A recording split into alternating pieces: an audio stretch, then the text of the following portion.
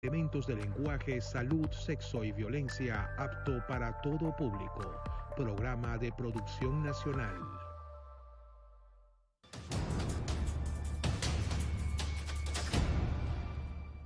Saludos. Esta mañana venía bueno, estaba bañándome, todas esas cosas que uno, los dientes. Y leo lo de Fausto Mazón. Fausto Mazón trabajó aquí en Globovisión, un programa en la mañana con Roberto Justi. Yo lo conocí en el Diario Nacional, hace 100 años, y lo quería mucho. Fausto era de esos personajes que no se contentaba con decir lo que tú querías oír, que es lo peor que puede ocurrir, tanto en una conversación como en un político, sino que él siempre estaba buscando análisis diferentes, valoraba las fuerzas en contradicción, etc. Y un día me pregunta, recordándolo, Fausto me pregunta, Kiko, ¿cómo hago yo? Porque la ropa se me convirtió en un problema. Él tenía que venir todos los días en un programa y yo tengo plata para sacar tanta ropa. Y yo le digo, vístete oscuro. Y te cambias búscate unas corbatas como las de Oscar Llanes, que es el que descubrió el truco. Y empezó a hacerlo. Y después me dice, se me acabaron las corbatas. Fausto era un gran personaje cubano, tenía un acento que nunca se le quitó, pero muy venezolano. Una cabeza brillante, un buen escritor. Terminó como editor de libros. Y sus tertulias en el Gran Café en Sabana Grande son parte de una época que se fue. Digo todas estas cosas porque yo antes escribía, cada vez que se moría algún amigo, escribía. Hasta que se murió Pablo Antillano y ya no pude hacerlo, porque me dolió mucho y me di cuenta de algo terrible, que por mi edad, la lista de gente que iba para el cielo o para el infierno iba subiendo y subiendo y subiendo. Y cuando en la lista tú vas viendo que se va muriendo este, se va muriendo este, dices, ahí vengo yo, y de mejor no escribo más. Fausto, donde quiera que estés, gracias por vivir y por habernos dado tantos momentos. Hablando de gente que nos da buenos momentos, a Francisco Rodríguez lo conocí yo hace por 200 años. Le decía ahorita, Francisco, tienes cara de adulto. Y porque cuando yo conocí, tenía una cara de bebé.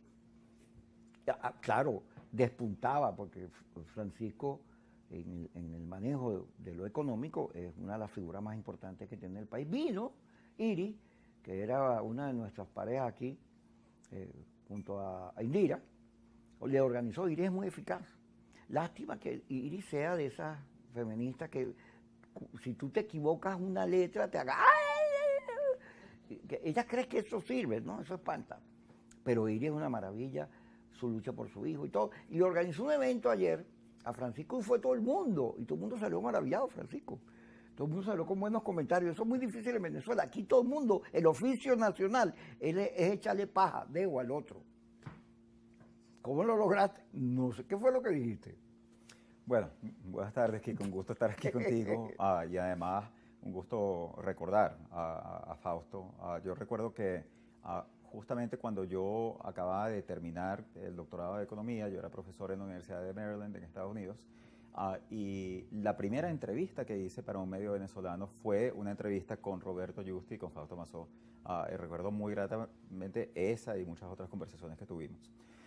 Bueno, fíjate, lo del evento de ayer fue algo verdaderamente esperanzador, porque nosotros logramos reunir a un grupo de representantes de distintas esferas, no solo de la política, sino principalmente de la sociedad civil, y ahí había académicos, había representantes de organizaciones no gubernamentales, del empresariado, de sindicatos, de agrupaciones políticas, de distintas agrupaciones políticas dentro del el espectro de las ideas venezolanas, con un planteamiento, que es el planteamiento que yo he estado haciendo, de un pacto por el futuro de Venezuela.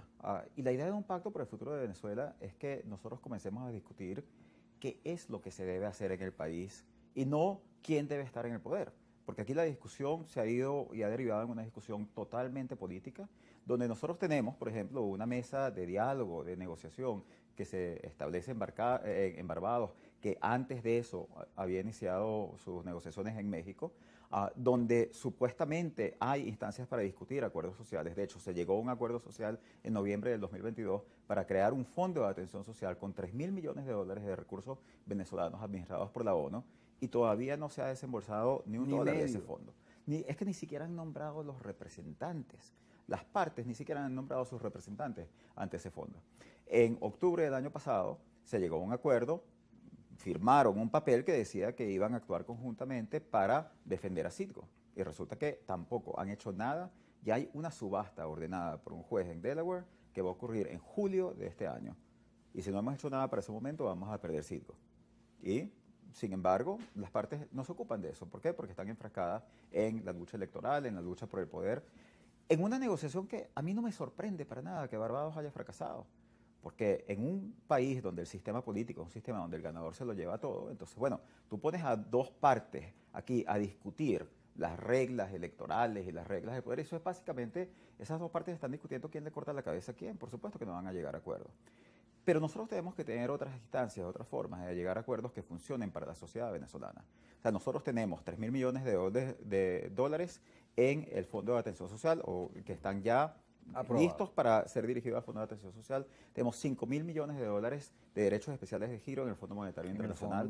Tenemos 2.000 millones de dólares en el Banco de Inglaterra, que en este momento están en una disputa absurda entre lo que la Corte de Inglaterra reconoce formalmente como el directorio de Maduro y el directorio de Guaidó. O sea, los directorios del Banco Central, cuando el Banco Central no es ni de Maduro ni de Guaidó, el Banco Central es de Venezuela. Del Estado. Y resulta que se están gastando millones de dólares en abogados, peleándose por el dinero ahí, usando dinero de todos los venezolanos para pelearse por dinero de todos los venezolanos.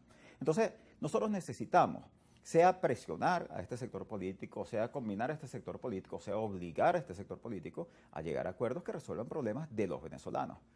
Si ellos quieren seguir enfrascados en su lucha por el poder, bueno, sigan, pero protejamos a la sociedad venezolana, a la economía venezolana, de esta guerra, de este conflicto que tienen, donde lamentablemente esto ha derivado en un conflicto entre un grupo que está dispuesto a destruir la economía del país para mantenerse en el poder y otro grupo que está dispuesto a destruir la economía del país para tratar de llegar al poder. Bueno, esa lógica tuya, nosotros la compartimos, yo todos los días lo digo aquí. Sin embargo, el país está afectado, no por el cerebro, sino por una emocionalidad que es el día a día. Cuando tú sales a la calle y enfrentas la vida, es terrible. No solo, en Caracas es menos que el interior, pero el interior es muy fuerte. La gasolina, se va el agua, la luz a cada rato, no hay empleo, salarios muy bajos, la calidad de vida es... La gente está sobreviviendo. Cuando tú estás sobreviviendo, digamos cuando no tienes trabajo, ¿de dónde sacó plata? Empiezas a culpar y maldecir a todo el mundo y te pones muy bravo. ¿Y quién es el culpable? El gobierno, fundamentalmente, claro que sí. Pero ese grado de furia, de molestia, la palabra perfecta es A-R-S-R-A-L.